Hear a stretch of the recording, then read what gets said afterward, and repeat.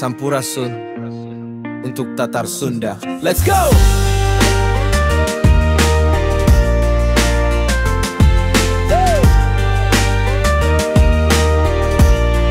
Yeah. Dengarkan satu cerita dari masa lalu, bukan dongeng tapi bukti yang tertulis di batu. Kerajaan pertama salahkan negara namanya, lalu berganti menjadi Tarumanagara. Berdiri tegak dipimpin Purnawarman, jejak tapak kaki di prasasti Ciaruten menjadi buktinya. Mengalirkan sungai, membangun peradaban yang kuat, berkembang jadi pakuan Pajajaran. Ibu kota yang legendaris di bawah Panji Raja yang bijaksana, yaitu Sri Baduga Maharaja atau Prabu Siliwangi. Bermahkotakan binokasi yang berwibawa. Yoto yo yeah, Sunda Kalapa, pelabuhan megah, pusat perdagangan dunia. Rempah dan emas mengalir deras, menggerakkan ekonomi. Yeah. Sunda, dari zaman ke zaman, sejarah panjang yang takkan pernah pudar. Sunda, dari Galuh hingga ke Pajajaran,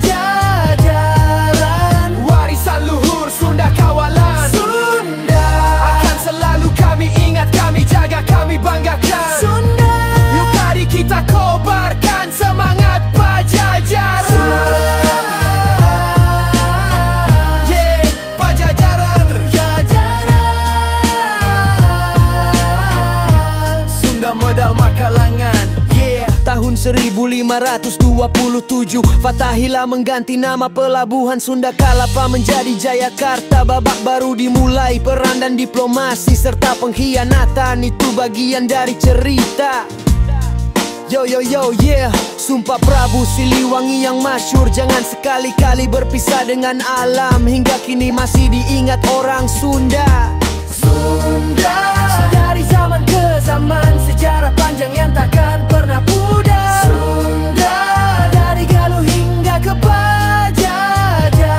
Sunda akan selalu kami ingat, kami jaga, kami banggakan. Sunda, yuk mari kita kobarkan semangat Pajajaran. Yeah, Pajajaran.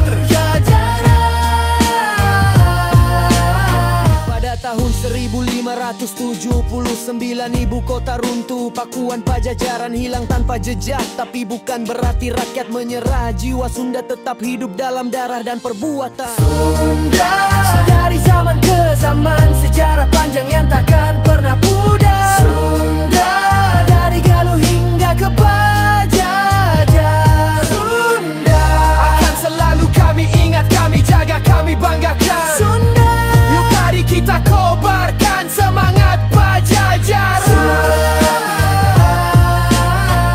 Yeah, Pajajaran.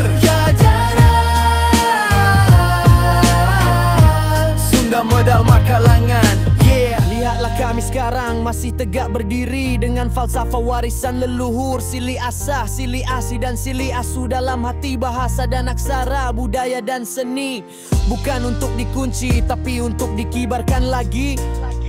Kujang bukan cuma pajangan, itu simbol ketegasan. Kacapi dan suling bukan cuma lagu, itu adalah pelajaran dari leluhur kita untuk generasi sekarang. Jangan lupa dari mana kau berasal, brother.